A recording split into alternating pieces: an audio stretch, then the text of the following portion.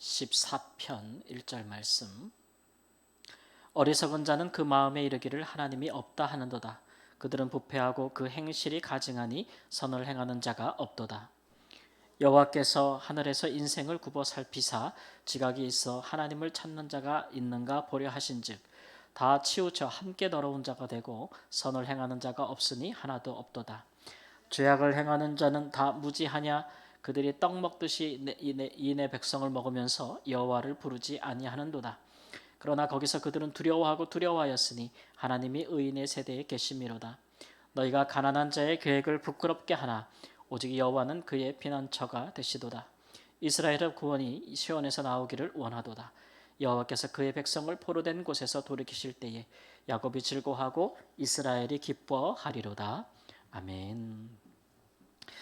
이 시편은 지은이가 따로 있겠으나 그러나 이것이 잘 기록되고 보존되어서 또는 구전으로 이렇게 전승되면서 이스라엘 공동체 가운데 이것을 기도문으로 혹은 찬송으로, 그래서 공적인 예배나 제사 때 성전에 올라갈 때 많은 용도로 사용이 되어졌습니다. 그렇기 때문에 일단 시가 누군가의 그 저자가 있어서 지음을 받기도 했지만 시간이 흐르면 그 한 사람만이 것이지 않게 되죠. 거기에 많은 사람들이 자기의 경험을 함께 투자해서 공동체 모두의 것이 되곤 합니다. 그렇지 않습니까? 우리가 뭐 누가 작사를 하거나 그렇게 되게 되면 많은 사람들이 시간이 흐르면서 그것을 처음 지은 이가 있어도 거기에 자기들의 경험을 또 같이 넣게 되고, 혹은 시간이 지나면서 뭐 리메이크 되면서 이렇게 더 추가하기도 하고 약간 편곡하기도 하고 막 그런 일들이 있잖아요. 오늘 말씀에도 좀 시편에도 그런 흔적이 보여요. 왜냐하면 다윗의 시라고 했지만 마지막에 가보면 이스라엘이 포로된 곳에서 돌아온다라는 말이 있잖아요. 이것은 다윗의 때는 이런 내용을 역사를 우리가 있다고 볼 수 어렵지 않습니까? 그러니까 다윗의 시편이 있었으나 이것이 시간이 지나면서 이런 이스라엘 공동체의 역사로 함께 경험하는 것들이 투영이 되고, 특별히 이제 이스라엘 백성들이 포로된 상태에서 돌아오기를 소망하는 내용까지 덧붙여졌다라고 이제 말할 수가 있겠죠. 그러니까 후기에 이스라엘 공동체가 이스라엘 백성들이 포로가 된 이후에 다시 돌아오기를 바라는 그 상황이 다윗이 개인적으로 이 시편을 기록한 상황과 그 메시지와 정황이 유사했다라고 볼 수도 있겠습니다. 다윗이 처음에 시편을 쓸 때 그가 말한 것은 세상에 의인이 없다라고 하는 것이죠. 특히 이제 하나님이 없다고 말하는 사람들이 다다 이런 얘기예요. 예. 그래서 하나님이 이렇게 보실 때 스스로 선을 행하거나 스스로 하나님을 찾는가가 있는가 본즉 있다 없다 없다 이거예요. 그래서 후계 신약의 저자들은 이 말씀을 바울 사도는 이제 인용해서 세상에 의인은 없나니 하나도 없다라는 이 말씀을 인용하고 있는 것이군요. 그런 세상에서 그러나 하나님은 그의 은혜와 사랑으로 사람을 선택하고 또 그와 함께 하시면서 하나님의 백성들을 만들어 가시죠. 우리는 그 역사를 구약의 아브라함 때부터 살펴봅니다. 그래서 아브라함으로 말미암아 이스라엘 자손들이 생기게 되고 그 약속의 자손들이 이제 하나님의 택한 백성들이 되고 그들의 역사, 출애굽, 광야, 가나안, 뭐 사사 시대를 거쳐서 왕국이 되는 여러 시대를 우리가 계속 보게 되는 것이죠. 그런데 이제 다윗이 개인적으로 볼 때 세상에 그렇게 하나님께서 은혜로 그를 믿는 백성들이 있어도 세상에 보면은 하나님이 없다고 주장하면서 이 악을 행하는 사람들이 그렇지 않은 사람들을 떡 먹듯이 먹는 것을 본다는 거죠. 그러니까 악인들이 하나님이 계시다고 믿는 사람들, 그런 사람들을 마구 이제 학대하거나 혹은 이제 그들을 압제하거나 그들을 괴롭히거나 박해하는 일들이 많다라고 하는 것입니다. 뭐 그냥 조금 더 우리가 소규모적으로 보면은 사회에서 그런 일이 많다는 거죠. 악인들이 득세하여 의인들을 괴롭히는 경우가 많고, 뭐 어제도 살펴봤지만 가난하고 궁핍한 자들을 힘들게 하는 일도 많다라고 하는 것인데, 좀 더 이제 후대 우리 경험을 비춰 보면 이제 이스라엘 백성들이 이방 민족에게 이제 전쟁에서 패해서 나라가 망하고 포로가 되고, 이래서 이방 민족들이 들어와서 하나님의 백성들을 떡 먹듯이 먹어서 포로로 잡아가는 그런 일들을 이제 우리가 보게 되는 것이죠. 물론 그러한 때는 어떨 때 그런 일이 일어나냐 그러면 이제 하나님이 없다고 방자해 행하면서 악을 행하는 사람들이 있는 반면에 하나님을 아는 사람들조차도 분명히 하나님의 그 의와 도로 행하지 않을 때, 하나님을 안다고 하는 백성들이 하나님께서 살라 하신 대로 살지 않을 때, 그 길로 행하지 않을 때는 그런 일들이 다반사로 일어나지 않겠습니까? 구약에 보면 다반사로 일어나죠. 그래서 하나님의 백성들이 고통받고 그런 일들이 있단 말이죠. 하나님이 없다고 말하는 사람들은 하나님이 있다고 말하는 사람들을 마음껏 자기들 마음대로 하면서도 그들이 하나님 보시기에 뭐 부끄러움이나 그런 것들을 전혀 갖지 않고 여호와 이름을 부르지도 않죠. 왜냐하면 그들은 하나님이 없다고 생각하니까 말이죠. 그런데 반전은 여기서 오는 것이죠. 5절 말씀 보니까 그러나 거기서 그들은 두려워하고 두려워하였으니 하나님이 의인의 세대에 계심이로다 이렇게 말씀하고 있어요. 그러니까 그런 일이 있어도 그러나 결국은 하나님의 백성들을 떡 먹듯이 먹은 그 사람들이 심히 두려워하는 날이 오게 될 것이라는 거죠. 왜냐하면 하나님이 다시 그의 백성과 함께 하실 것이기 때문에 그렇다. 다시 하나님께서 그 백성들을 포로에서 돌아오게 하시고 다시 시온에서 구원이 나게 하시는 날이 있을 텐데 그때에는 오히려 그들이 더 두려워할 것이다 라는 말씀을 기록하고 있습니다.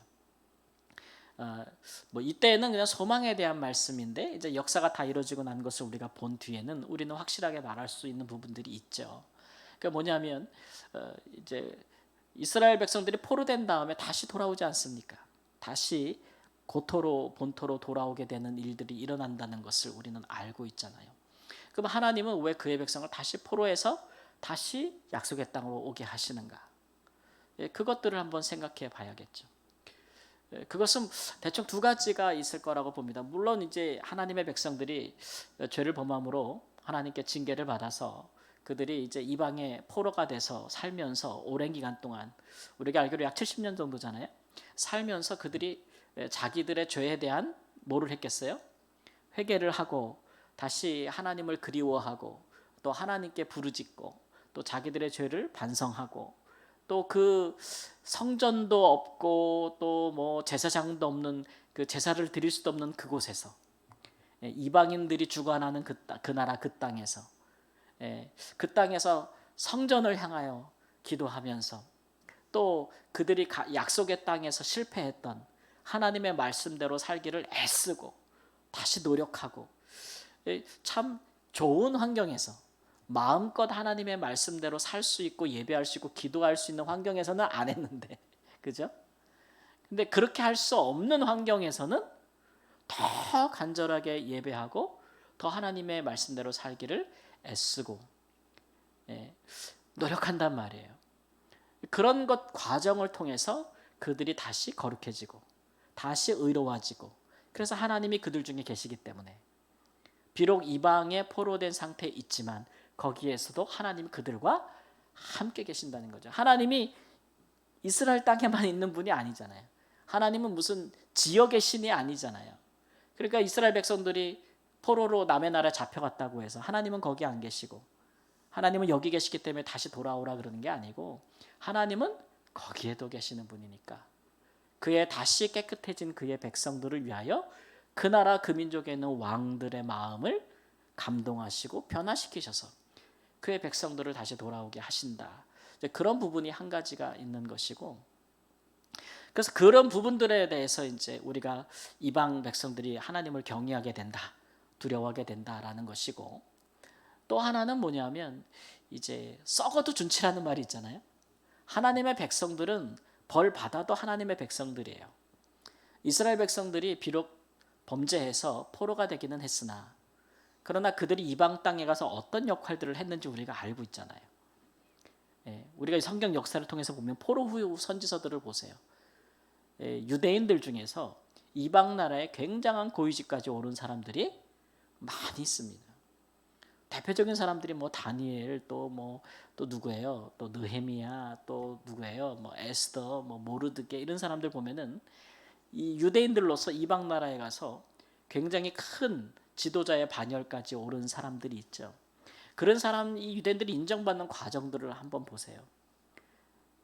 그들의 그 영적인 통찰력 혹은 그들의 지혜, 지식 이런 것들이 굉장히 놀랍지 않습니까?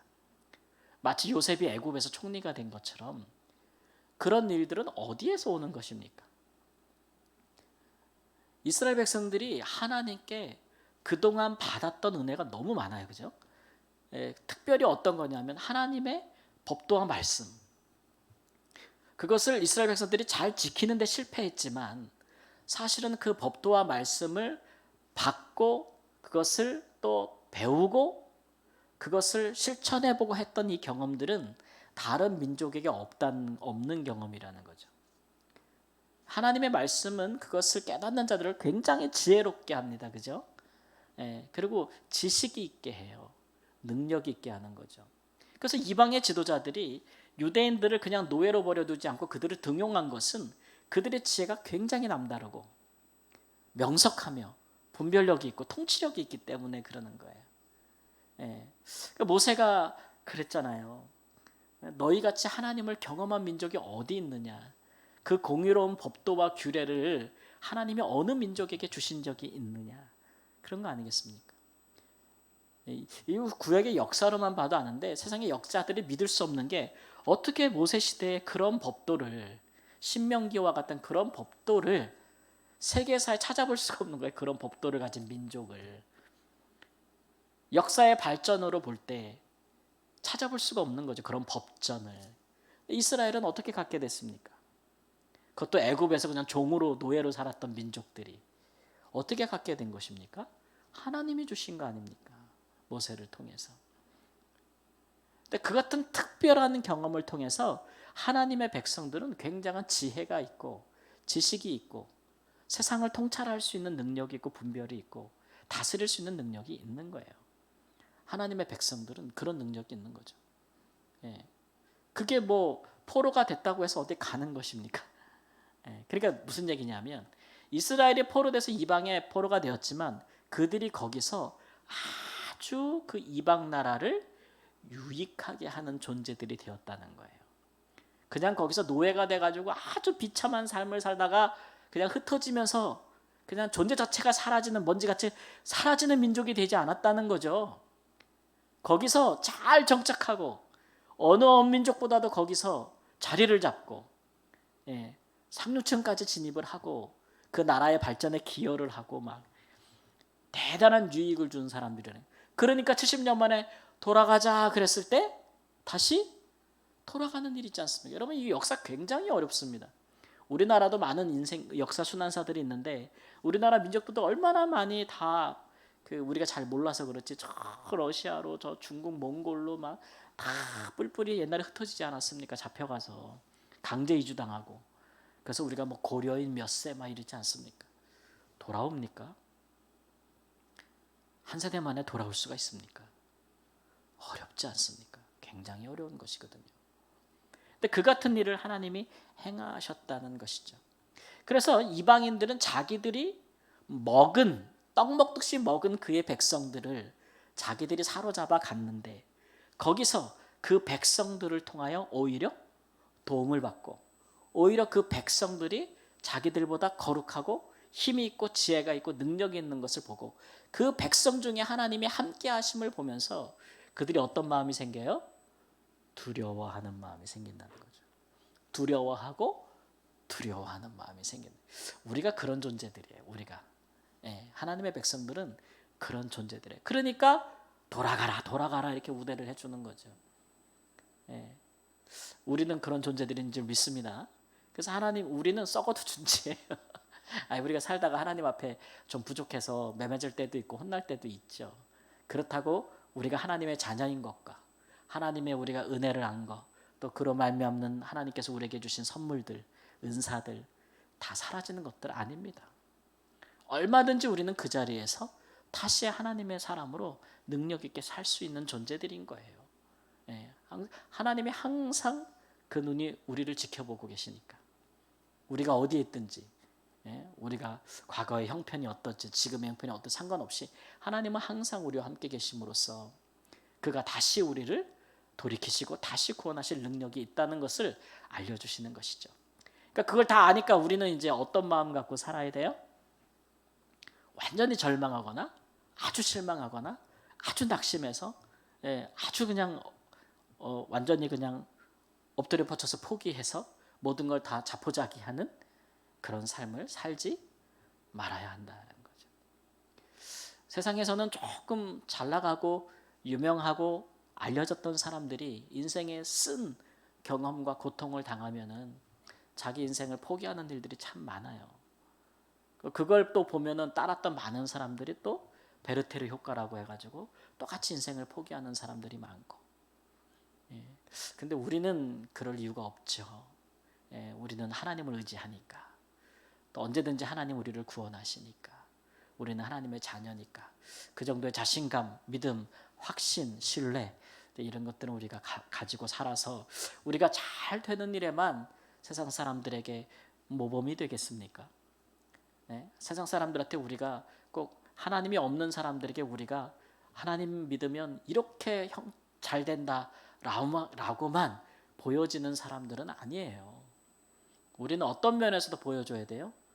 때로 우리가 잘 되지 않아도, 때로는 우리가 못난 짓해서 실패할 때라도 하나님이 없는 사람들은 솟아날 구멍이 없지만 그러나 우리는 항상 솟아날 구멍이 있고 하나님이 계시고 회복되는 은혜가 있고 치유하는 역사가 있고 전보다 더 나은 단계로 나아갈 수 있는 하나님의 점핑하는 은혜가 있는 사람들이다.